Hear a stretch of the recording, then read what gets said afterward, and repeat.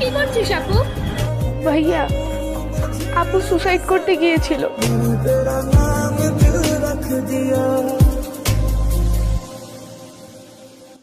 ঝামেলা হলে আমাকে বলবো। আপনাকে কেন বলবো?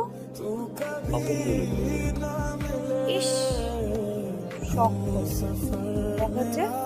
Happy birthday. আমি তখন গিফট নিয়ে এসেছি। গিফট লাগবে না। লাগবে।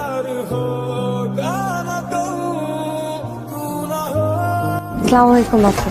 ওয়ালাইকুম আসসালাম। তুমি অনেক লাকি। কেন আপু?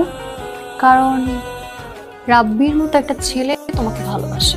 ছেলেরা প্রেমে পড়লে একটু ভীতু হয়ে যায়, গাধাও হয়। তুমি ওকে ছেড়ো না।